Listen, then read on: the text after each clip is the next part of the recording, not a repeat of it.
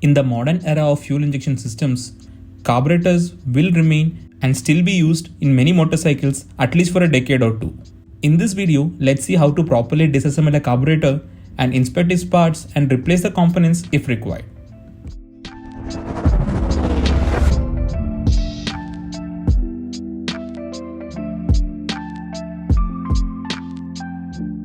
I'm having a BS3 NS200 here and I'll be demonstrating the carburetor overhaul process in this bike.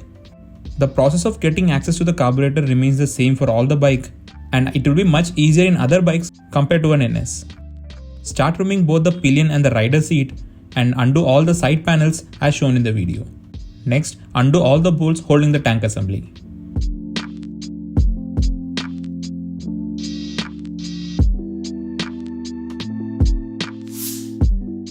Disconnect the fuel supply and the air hose.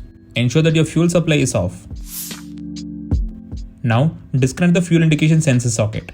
Now take the tank assembly out of your bike. Now this is where the actual process starts. The carburetor of an NS is actually sandwiched between airbox and the intake manifold.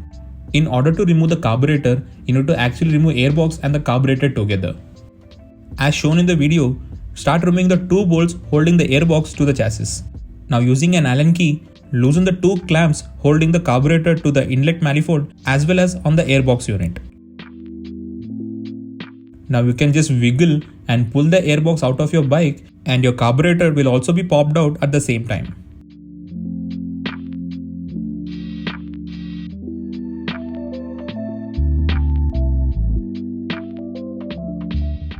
Now before removing the carburetor completely, we need to disconnect few lines. Start by disconnecting the accelerator connector and as you can see this accelerator needs to be replaced and I'll be looking into it next time.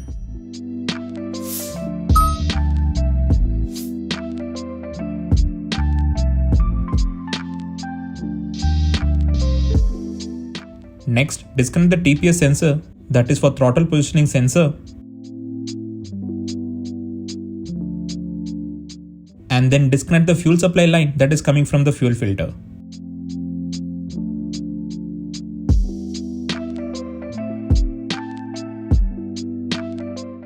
Once this is done, you can remove the carburetor out of your bike. Make sure that you cover the inlet port from external environment. Now let's get to the actual process. This is a setup that I'm using for cleaning the carburetor. I have used a tray on which I have used a calendar acting as a plane to collect the dust that has been collecting on the carburetor over time. I'm also using a paintbrush which has been trimmed, which can give some strength on the bristles. Now start dusting the carburetor before overhauling it. This will ensure no dirt or debris enters into the sensitive part of the carburetor and also it will prevent the future mess.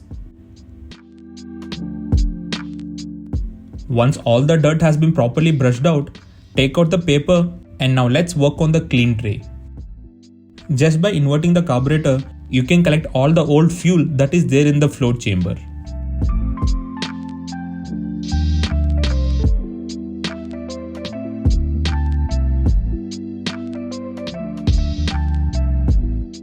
Now let's start removing the float chamber itself. Start by removing the 4 screws that is holding the chamber. Make sure that you remove the 4 screws in a crisscross pattern.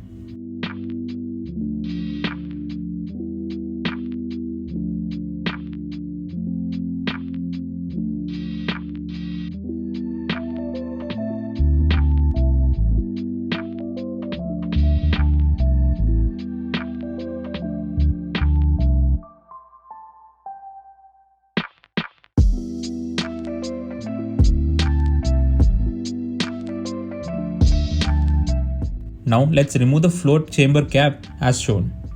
Inspect its gasket and if it's damaged, consider replacing it.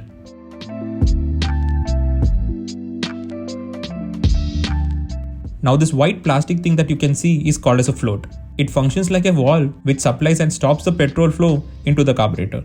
After removing the one screw holding the float unit, you can take the entire float unit and its pin out of the carburetor.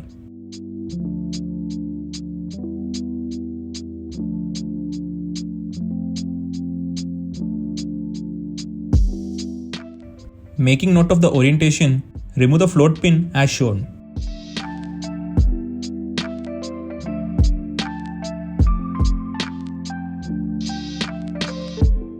The float pin has a small rubber coated tip, and if you find any damage on that, you might consider replacing the float pin too. Now let's keep the float and its pin aside.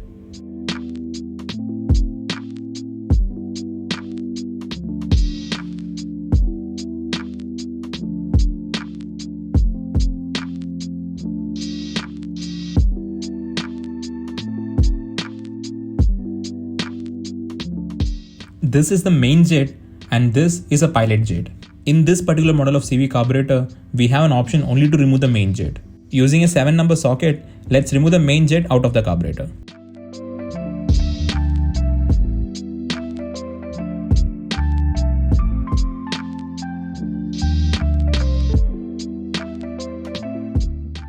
All the jets are made of brass, so try not to use too much force to remove the jets.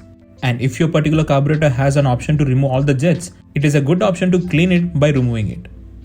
These jets have specifically engineered and machined holes of specific diameter which lets the fuel enter the engine in a specific amount as set by the manufacturer. And over the time, these tiny holes tend to get clogged, and that's the reason we require a carburetor overhaul to clean and unclog all these tiny holes.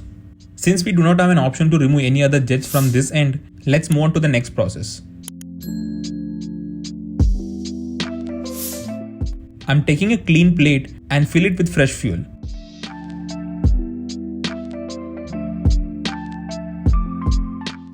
I'm letting the jet to sit and soak in the petrol for some time. Now, using a torque socket, remove the throttle position sensor.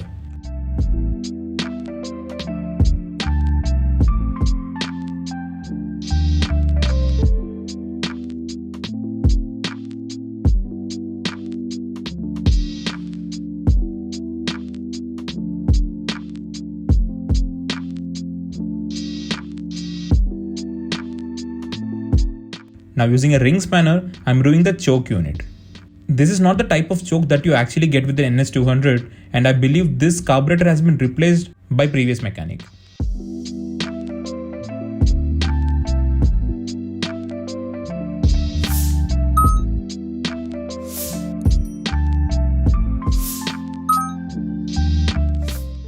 This is the choke unit and its needle.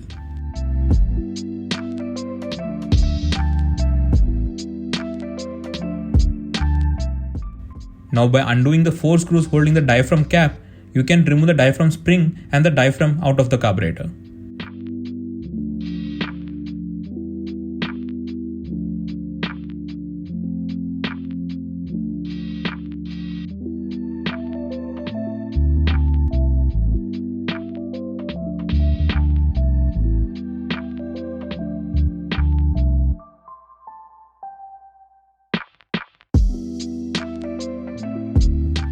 Now this particular brass screw that you can see is called an AFR screw, which stands for air-fuel ratio. This particular screw controls how much air and fuel get mixed in the carburetor and been supplied to the engine. Now using some old toothbrush and petrol, let's clean the entire outer surface of the carburetor. You might use a carburetor cleaner too for this purpose.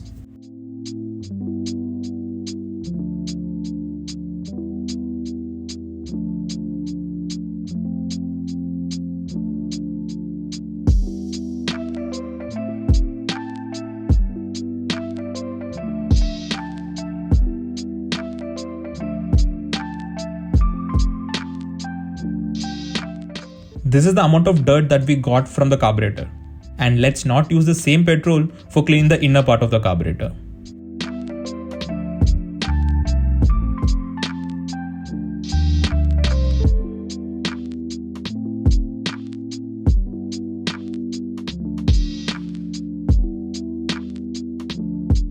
I have collected some petrol in a bottle and made some holes onto the cap. Let's clean the carburetor using this setup.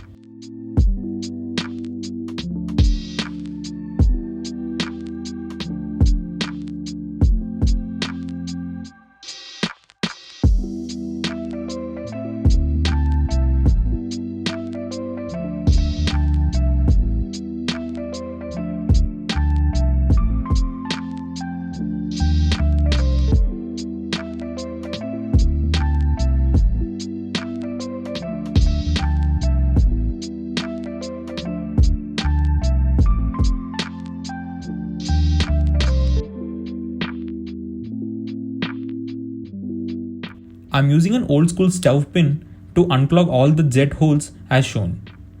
You can also strip some copper strands from any copper wire and use it for same purpose.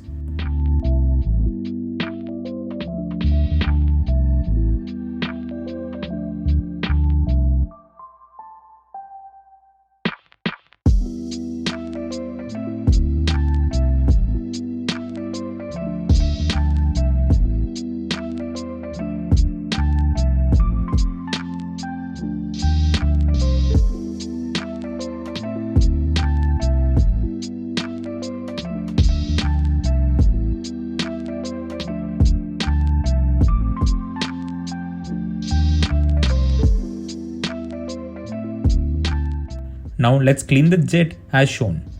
Clean the jets thoroughly and inspect all the jet holes are actually unclogged and also has a clear pass-through view.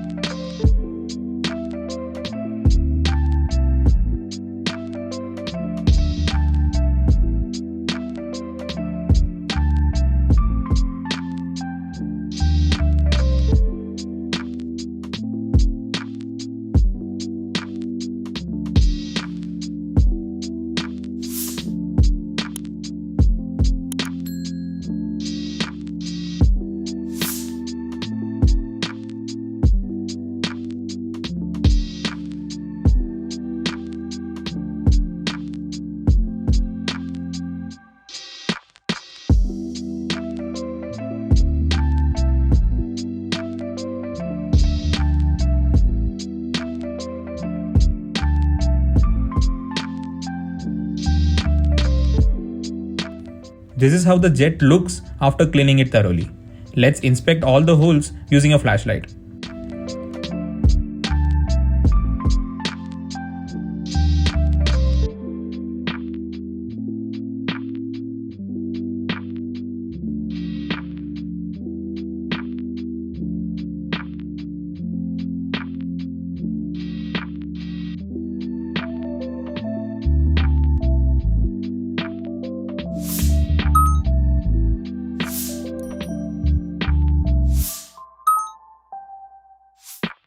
Now let's clean the throttle position sensor.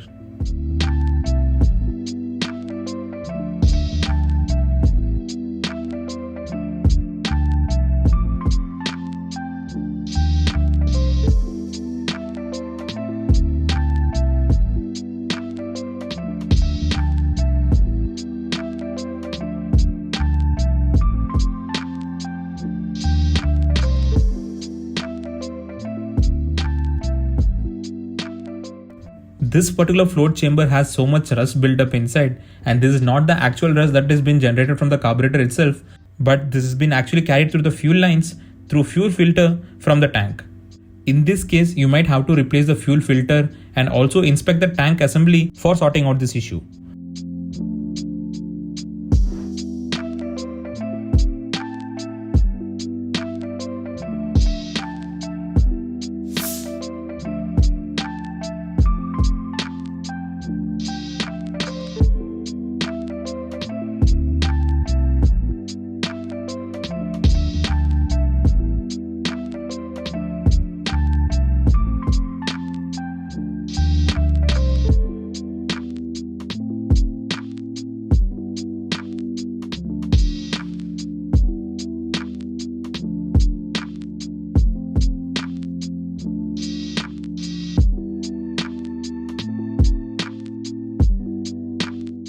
After cleaning all the components, let's start the assembly process. Let's start by installing the main jet.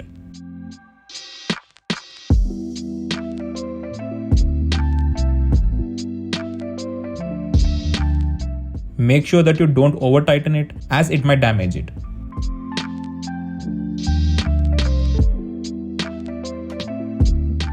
Now let's take the float and add its pin.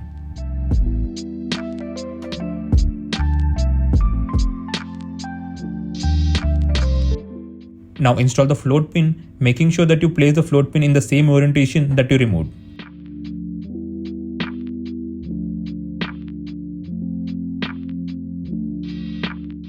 Place the float assembly onto its position and tighten the screw that you removed.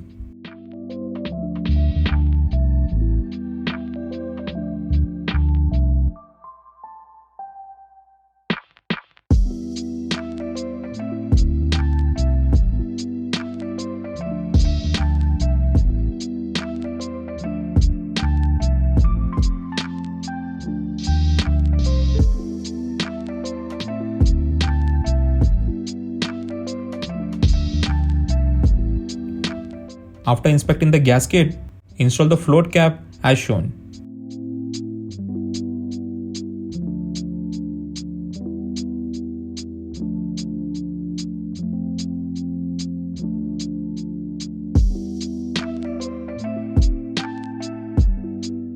Tighten all the 4 screws in a crisscross pattern.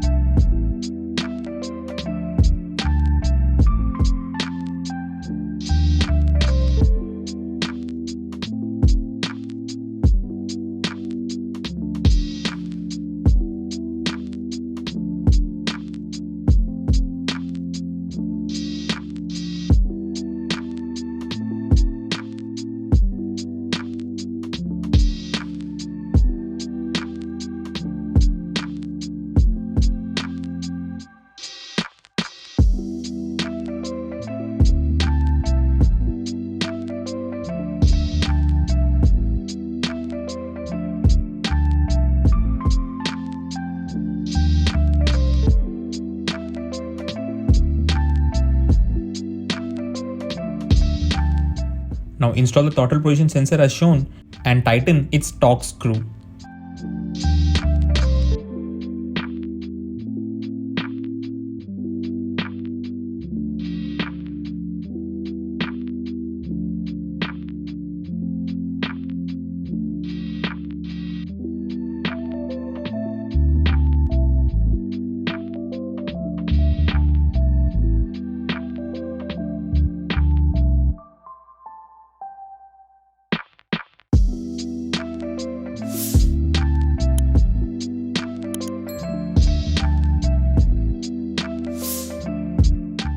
Now let's install the choke assembly back and tighten it using an open-ended spanner.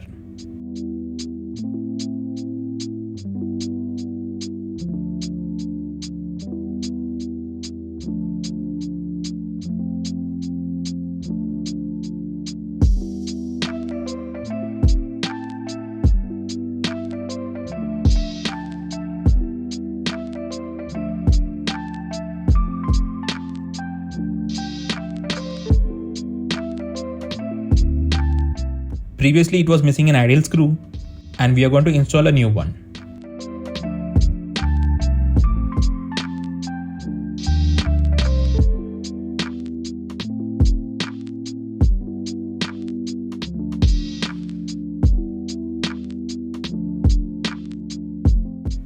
This is a new diaphragm assembly that I purchased from Bajaj, as the previous slide had some major wear and tear.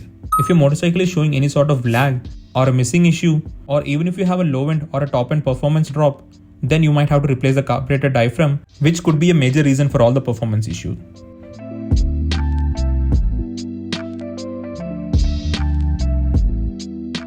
Install the diaphragm as shown, making sure that you align its lip and ensure that the other surface of the diaphragm has been properly seated.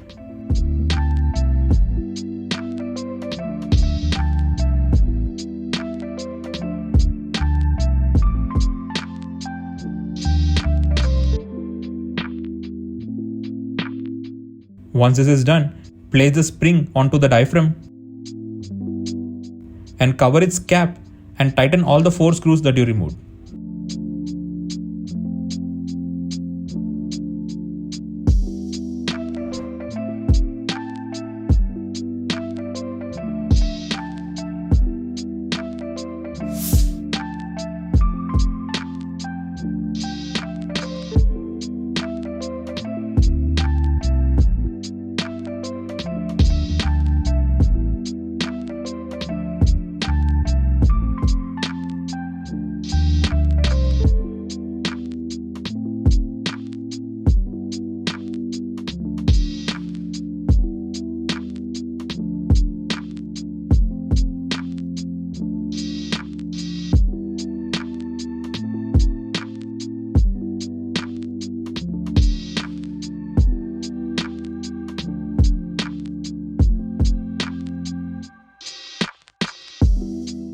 Now check all the components such as butterfly valve is opening and closing freely.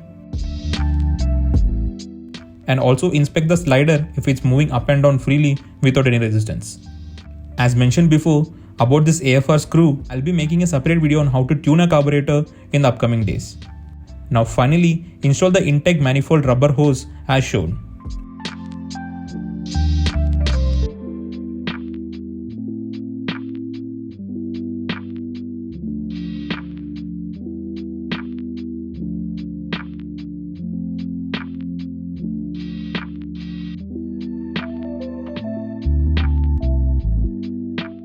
Now let's get to the installation process. Let's pour some oil onto the carburetor manifold, as it will help to slide in the carburetor freely when you install the carburetor and the air filter box back. It is a nightmare for all the mechanics to service a carburetor on an NS, as it is very easy to remove the carburetor from the bike, but is very difficult to install it back, as both the carburetor and the air filter box has to be installed at the same time and cannot be installed one by one.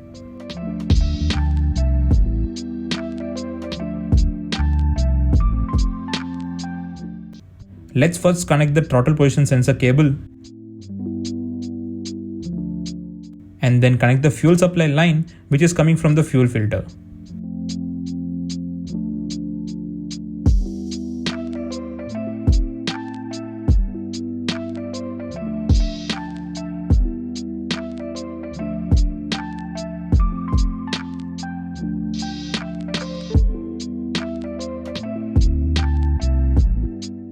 Now install the accelerator cable as shown.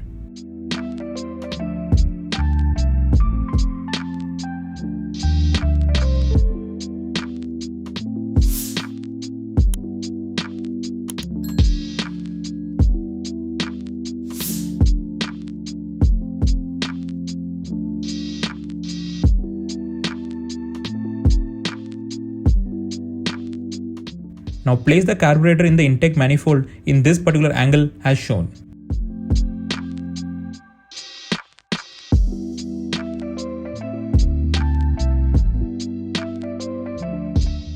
Now align the air filter box output port to the carburetor .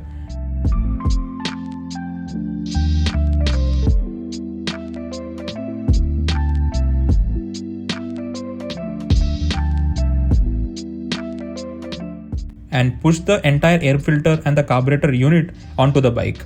With this method, you can easily install the carburetor and the air filter box assembly together onto an NS.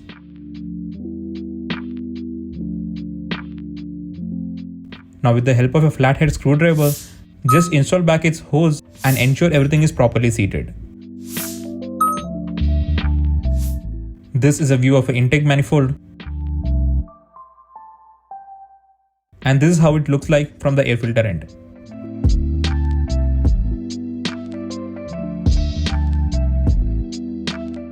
Now install back the two bolts that is holding the air filter box onto the chassis.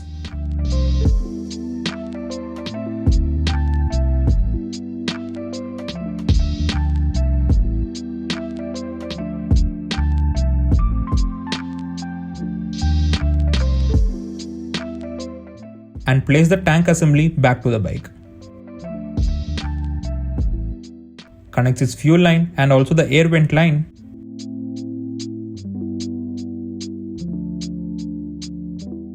And turn on the fuel supply.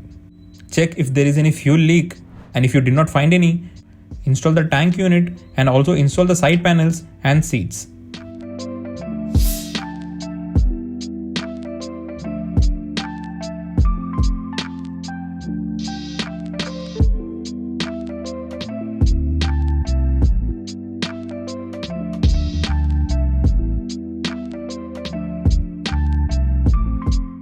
Now let's see a demo on how does the bike perform after a carburetor overhaul.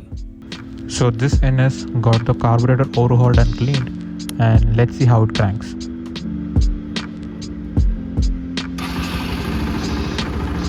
As you can see, this NS cranked with just by one click and without any hassle.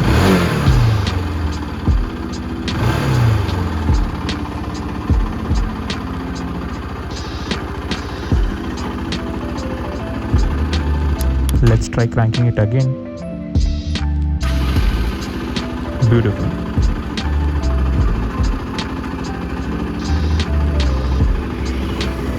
Now let's take it for a spin.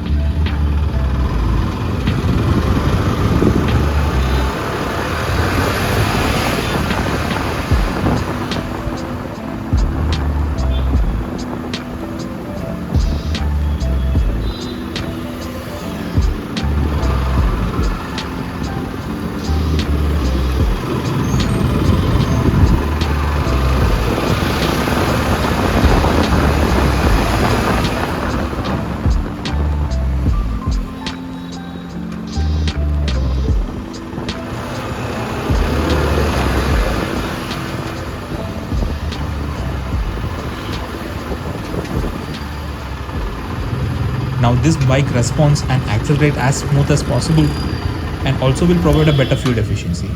I hope this video was informative enough, and if you people like this video, do consider subscribing to the channel.